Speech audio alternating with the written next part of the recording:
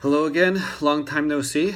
So in this video, I want to talk about the difference between how China was when I arrived there in 2012, and then how it progressed later on to when I finally left there in 2016, and how it is now in 2018. And when I'm talking about the changes in China, I'm talking about things like safety and the way the government is acting toward the people and religion and that kind of thing. So when I got there in 2012, a lot of people in America here were a little bit scared for me. I didn't really know exactly what to expect. I did bring a Bible, I brought books, I brought all kinds of things, and they never asked me about my religion or anything like that. When I entered the country, seemed like they had no problem with that. That wasn't even a question. And also in stores and stuff, people were free to go to church whenever they wanted.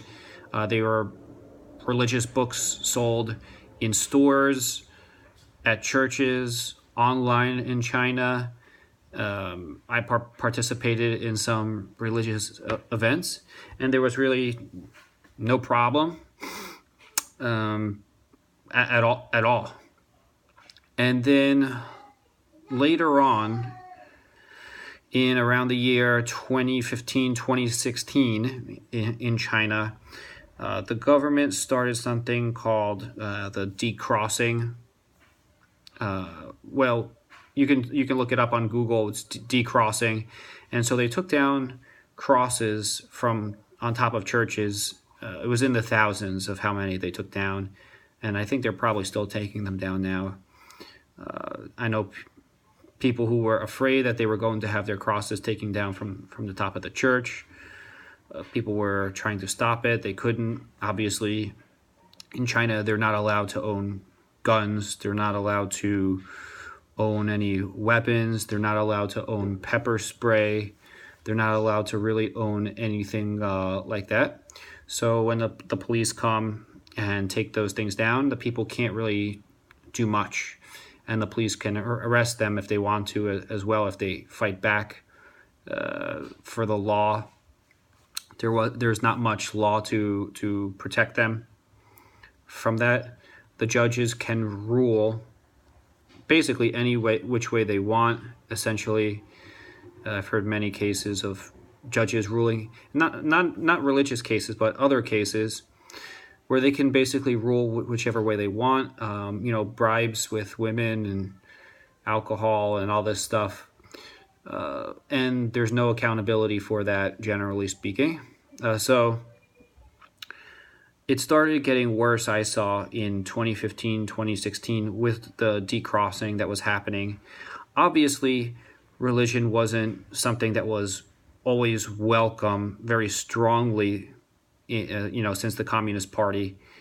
But when I did arrive in 2012, in my opinion, it didn't seem as bad as, and I could be wrong about that, at least from my impression, it didn't seem as bad as what it became later in around the year 2015, 2016, and the way it is now. Because now the police actually went to people's houses, which I know for a fact. They went to people's villages, towns, local communities, had them bring their Bibles, and they burned the Bibles there, which, as we know, is a total violation of freedom of religion. And I think that shows what direction the way things are going now in China. I don't expect it to get better anytime soon. I really hope it does, but that's the way it is now. That it's confirmed. Children aren't allowed to go into churches anymore either. They are banned from churches in many places.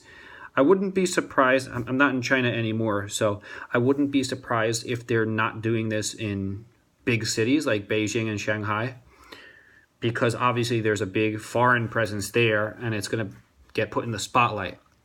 but in small villages, farming communities, outside the cities, this is what they're doing. The children are being banned from the churches. They're burning the Bibles. They have police watching the churches very actively, and it's outside the mainstream communication and media and all that sort of thing, so it's not getting any attention whatsoever. Well, a little bit of attention, but not as much as it could be. So that's my take on it. So what should you do if you're going to China? Well, I'd say be careful. I'd say it's not as great of a time safety-wise if you do plan on participating in religious activities. If you do, go to a larger city where probably you have more protection, there's more oversight from outside communities, where the Chinese Communist government would be under more scrutiny. So that's my recommendation to you. That's my experience.